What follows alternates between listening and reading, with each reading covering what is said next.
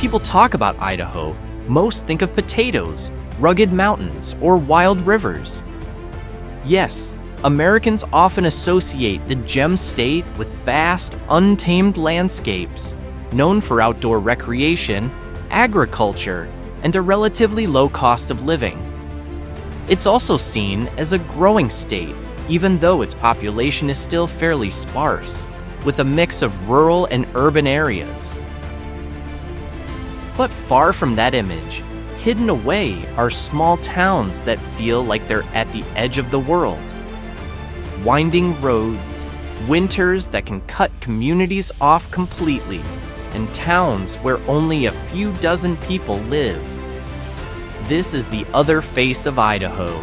Tough, quiet, but full of stories. Let's explore 15 of the most remote towns in the state.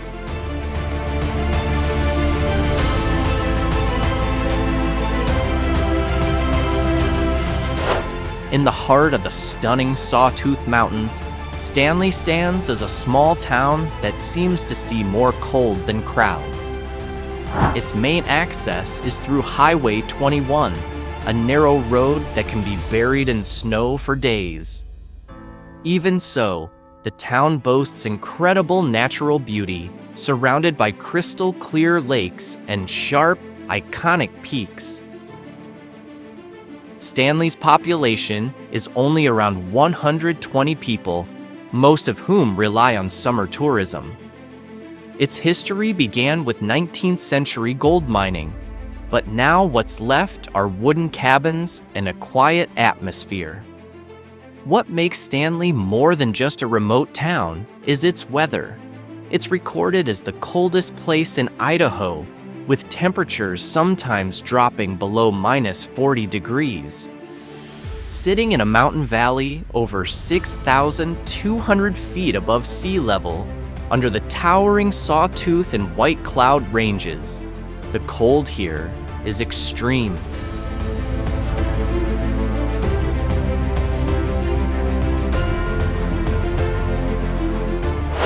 From the coldest town, we move to one perched on the edge of a rushing river.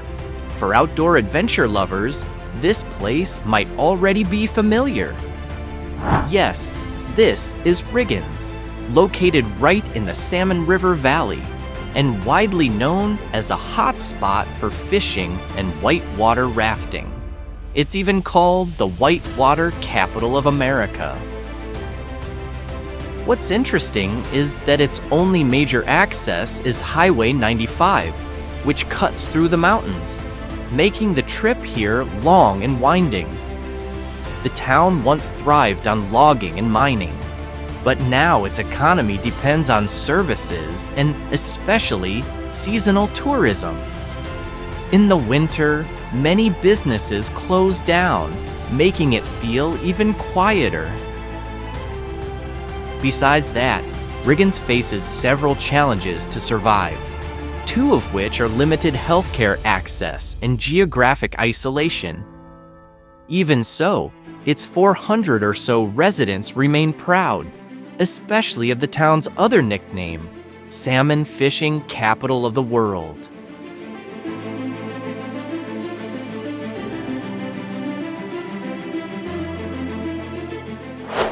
If Riggins is known for rapids and catchy titles, this next town is more about its mining legacy. Nestled in the narrow Silver Valley, Wallace was once one of the largest silver mining towns in the United States. Today, its small population of under 1,000 lives among historic buildings that still stand tall. While Interstate 90 runs through town, the steep mountain walls make Wallace feel cut off. When the mines shut down, many people began to leave. But the town's history has been preserved. Its entire downtown is listed on the National Register of Historic Places. And here's a fun fact. Wallace once famously declared itself the center of the universe, complete with a plaque in the middle of its main street.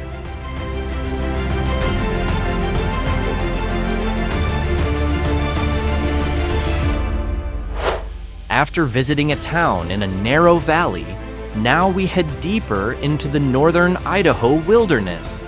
Here lies a small town called St. Maries, surrounded by forests and lakes, sitting right on the banks of the St. Joe River. From the looks of it, you can already tell how remote this town really is. The road to St. Maries is long and winding, not connected to any major highways, making it feel far from everything. The local economy still relies heavily on the timber industry, just as it did when the town was founded in the late 19th century.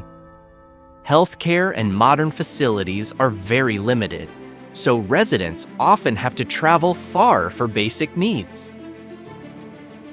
Even so, St. Maries has a peaceful charm that's earned it the nickname, the hidden jewel of the St. Joe River, a name that reflects its beautiful setting in the valley along the river, as well as its appeal for outdoor recreation and natural beauty.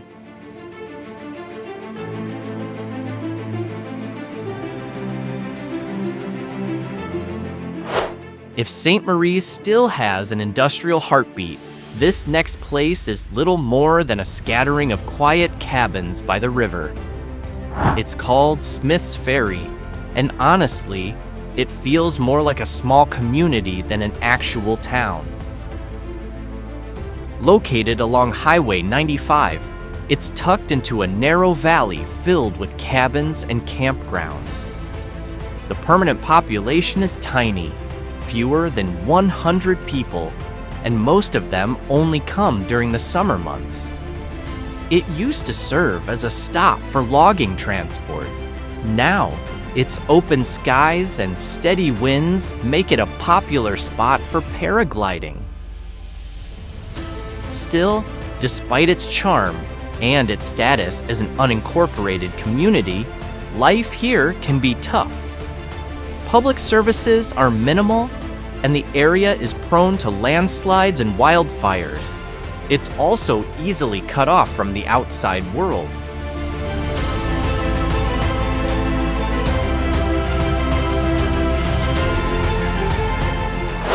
From a seasonal community, we move on to a town that almost feels like a living museum, and for good reason. Its rich history as a gold rush boom town and its well-preserved historic sites make it feel frozen in time. Yes, Idaho City is a witness to Idaho's past as a gold mining frontier. Back in the 1860s, it was one of the biggest mining hubs in the American West, drawing thousands of miners into the valley. Today, only a few hundred people remain. The road into town winds through the Boise National Forest. Modern life exists here, but with limitations. Many residents rely on Boise, which is nearly an hour away. Still, its main appeal remains untouched.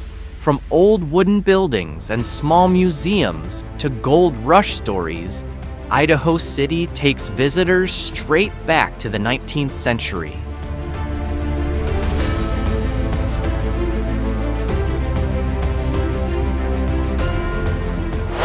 Next, let's head to another side of Idaho, right up against the Canadian border. Sitting on the banks of the Kootenai River, Bonners Ferry is the northernmost town in the state. It's accessible via Highway 95, but it's a long way from any major city. This town was once a bustling trading post along the gold mining routes of British Columbia. Today, agriculture and timber dominate the local economy. With a population of around 2,800 people, Bonners Ferry is relatively large compared to the other towns we've covered. Still, its remote location means residents often have to travel hours to access basic services, especially healthcare. So what makes this town special? Beyond its history, It serves as a gateway for migratory birds at the Kootenai National Wildlife Refuge.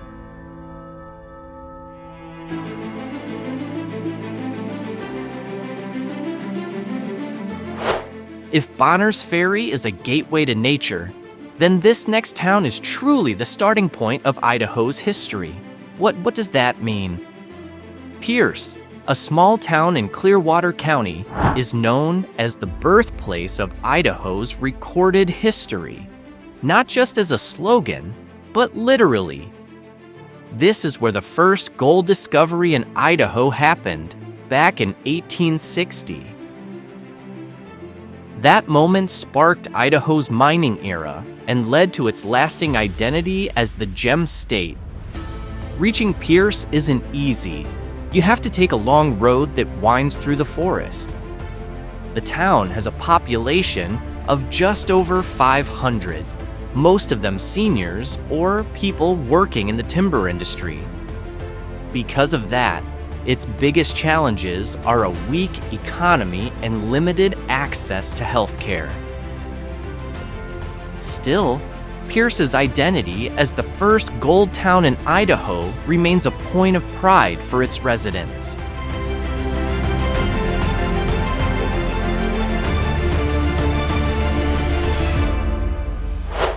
From the site of Idaho's first gold, we now venture even deeper into a town with one of the most unique nicknames. If you've ever heard the phrase "end of the road" in a song or a poem, it might have been inspired by this place. Elk City is truly remote, tucked deep within the Clearwater National Forest. A winding road stretching for dozens of miles is the only way in.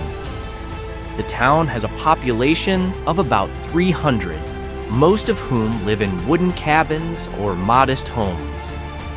Elk City was born from the same gold rush that fueled Pierce back in the 1860s. But once the mines dried up, the town seemed to freeze in time.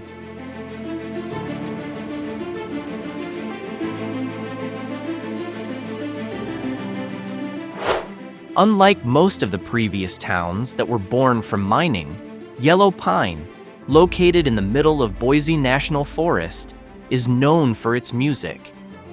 The road leading to this tiny community is mostly rocky and rough, making the journey quite challenging. As an unincorporated community, Yellow Pine has fewer than 500 permanent residents. Still, every summer, the atmosphere changes completely when hundreds of people gather for the Yellow Pine Harmonica Festival. Aside from that, the town serves as a stopover for hunters and hikers. That said, daily life here is tough. Access is limited, the town is often isolated, and internet connection is nearly non-existent.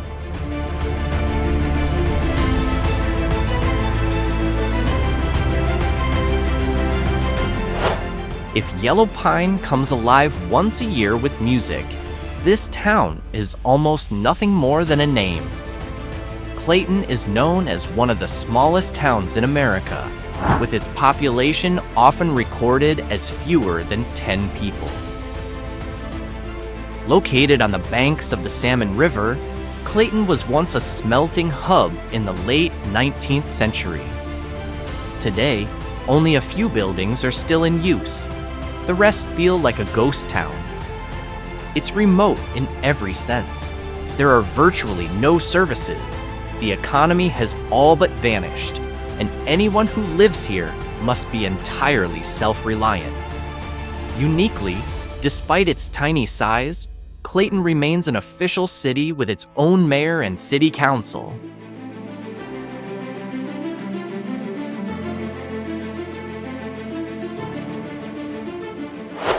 From a nearly silent town, we move to a quiet valley in southern Lemhi. You reach it via Idaho State Highway 28, a two-lane road that's often empty and can be closed off by snow during storms. Leadore sits peacefully in the Lemhi Valley, surrounded by dry hills and endless grassland. The population is only around 100 people, with daily life centered around ranching, small repair shops, and a couple of stores with limited hours. It holds a bit of historical weight too. Leadore was once an important stop along the Gilmore and Pittsburgh Railroad in the early 20th century, before the rails were abandoned and the town slowed down again. The main challenges here: long distances to full medical services in bigger towns, limited fuel and basic supplies, and harsh, extended winters.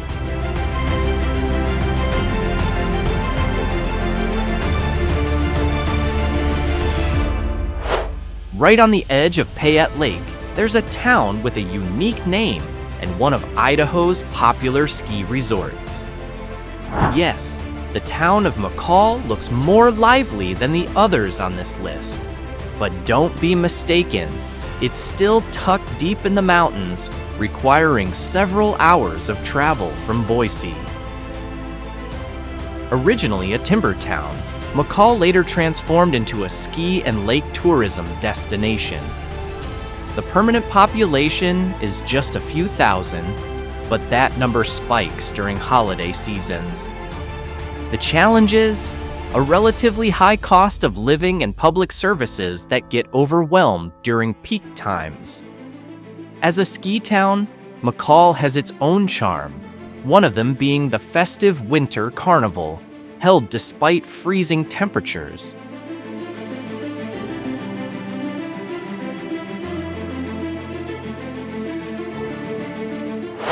Back in the Boise National Forest, at the very end of a narrow gravel road, lies a nearly forgotten town, Atlanta. Why does this town make the list? Because it has fewer than 50 residents, most of whom live in simple cabins.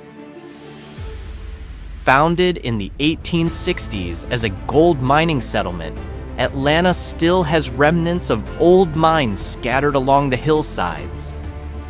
Life here comes with many challenges: harsh winter isolation, limited electricity, and difficult access to medical care. But that's also what makes Atlanta so unique, like living in another era.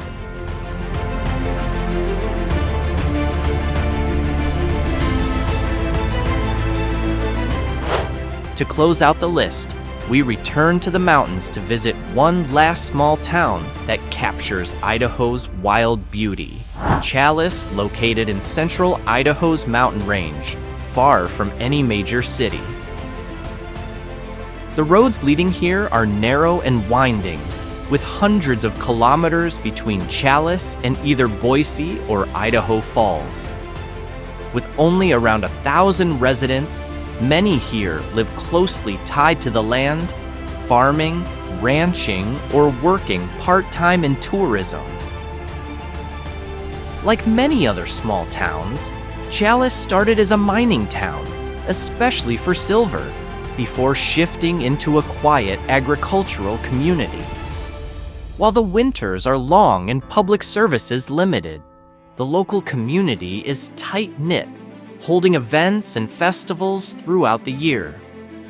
And the nearby Challis National Forest ensures the town maintains a strong pull for nature lovers.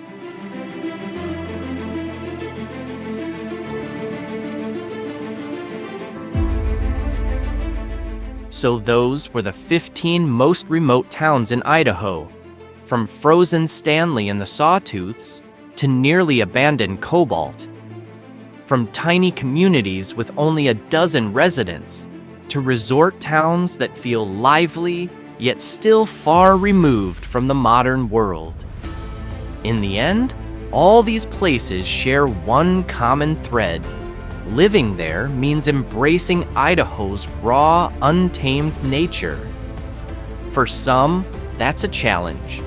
But for those who stay, that's exactly where they found home.